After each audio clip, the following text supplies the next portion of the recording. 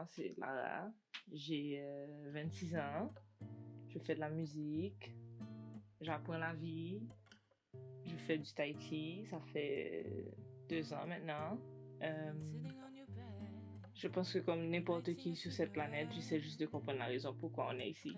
La meilleure façon d'apprendre notre rapport sur cette planète, c'est vraiment en expérimentant différentes choses. La manière pour moi de comprendre mon apport sur cette planète, c'est par rapport à toutes ces activités que je fais présentement pour me connecter à la planète avec laquelle je vis. Donc, par rapport à ma musique, par rapport à mon tai chi, par rapport à mes écrits aussi, par rapport à ma relation avec les autres, ma relation avec moi-même.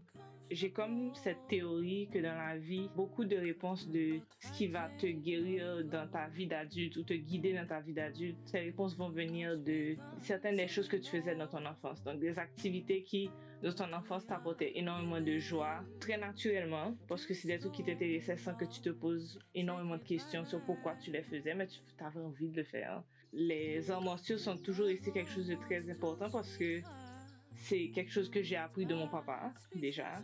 Ça a été comme le début de l'histoire de qui j'étais, parce que c'est la première activité vers laquelle j'ai été. Quand la COVID a commencé, moi, la plupart de mon temps, comme on ne pouvait pas aller très loin de toute façon, je passais énormément de temps à une forêt qui est au fond de ma rue. C'était comme mon petit sanctuaire de paix. C'est là que j'allais méditer, c'est là que j'accrochais mon hamac. C'est aussi un endroit où j'ai eu énormément de conversations avec mes voisins, où j'ai rencontré énormément de mes voisins. Et c'est comme devenu cet espace où je savais que je pouvais déconnecter et reconnecter en même temps. Un jour, j'ai vu un monsieur pratiquer son tai chi au fond de ce que j'appelle ma forêt. Je l'ai regardé pratiquer, je ne l'ai pas dérangé. Je me suis dit que de toute façon, il allait revenir parce que j'ai toujours eu cette impression que cette forêt était un peu magique. Pour moi, elle est magique, donc on va admettre qu'elle est magique. Et donc, je me suis dit que si vraiment je devais revoir ce monsieur, surtout que j'avais le temps maintenant pour faire du tai chi, qu'on se reverrait. Une semaine est passée, il est revenu, je l'ai revu pratiquer, donc j'ai été le trouver. Je lui ai dit que je trouvais ça très beau et que ça faisait longtemps que je voulais commencer le tai chi. Est-ce qu'il pourrait m'apprendre? Et de base, il m'a dit non. Il m'a dit non. Il m'a dit c'était un non sec. D'ailleurs, il me dit souvent non, mon prof. C'est vraiment sa personnalité de dire non. Sur le coup, il m'a dit non. Il m'a dit qu'il était prof et qu'il a été prof pendant 40 ans. Et qu'il avait arrêté de donner des cours, qu'il pensait à recommencer, mais que pour le moment, ça n'intéressait pas trop. Donc, j'ai pas insisté, j'ai pris mon nom et puis je suis partie un petit peu désolée, mais je me suis dit, bon, c'est la vie, que je peux pas le forcer à me donner des cours anyways. Le temps est passé, il continue à venir faire sa forme. Une fois, je me suis rapprochée un peu plus pour voir ce qu'il faisait, puis on a commencé à parler. Quand il a fini de pratiquer, il a commencé à me poser des questions par rapport à ce que je savais du tai chi de base.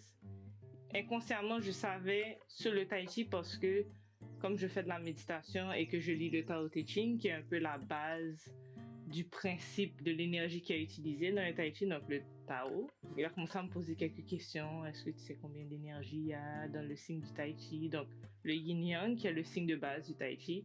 Donc moi, j'étais prête. C'était un petit peu comme Karate Kid, là. Genre, il voulait voir si je savais de quoi je m'engageais si je commençais des cours avec lui. Et j'étais comme, oui, il y a le yin, le yang, le yin et le yang, le yang et le yin, et la balance des deux. Il était comme, oh, ok, tu sais ça. J'étais comme, plus un, ok, so. Peut-être que ça allait le convaincre. Et il m'a dit, ok, très bien, est-ce que tu as déjà fait des arts martiaux? Donc on parle un peu, puis rien d'autre. Il me dit, ok, super, il s'en va. Donc là, je suis comme, what? Genre, c'est bon, on va pas... Ok. So, ok, je suis comme, bon, c'est pas grave. Donc, I guess que je devais accepter le fait qu'il n'allait pas me donner de cours sur le coup. Je pense que c'est bien qu'il m'a dit non, parce que c'est là que j'ai réalisé... Quand j'y pense aujourd'hui, je pense que s'il m'avait pas dit non à l'époque, j'aurais pas réalisé l'importance du choix que je faisais à ce moment-là, de m'engager vers cet art martial. On a continué à se voir, vraiment, en échangeant, toujours très léger, mais on n'est jamais rentré dans les détails de si un jour il allait décider. Il a dit qu'il y penserait. Moi, j'avais un petit peu abandonné. Et puis, quand le moment était propice, je pense, il y a eu ce moment où on a eu une dernière conversation sur le sujet. Il parlait de comment il a l'impression que souvent les élèves qu'il a eu, c'était des élèves qui n'allaient jamais jusqu'au bout. Ça a créé beaucoup de questionnements sur comment est-ce que en tant que prof, il était capable d'amener un élève à l'accomplissement de cet art, c'est que je lui ai fait comprendre que souvent c'est pas forcément le professeur qui a un problème, c'est l'élève qui ne s'investit pas. Donc, après cette conversation, une semaine après, il m'a proposé, il est venu me voir, j'étais sur mon hamac, il venait de prendre un cours avec un autre élève et il m'a dit, ok, j'ai réfléchi à notre dernière conversation et je vais t'apprendre. Moi, j'étais ok, donc on y va. Donc, euh, il m'a dit, ok, on commence dimanche à 7 h du matin. Moi, c'est ma deuxième année à pratiquer du tai chi et donc j'ai déjà réappris cette forme 3 fois et je suis à ma troisième fois en train de la apprendre. La première fois, ça m'a pris 6 mois à apprendre la base. Ensuite, on a revu la forme une deuxième fois, on corrige les détails. Une troisième fois, on corrige les détails et me l'apprend et que je le pratique.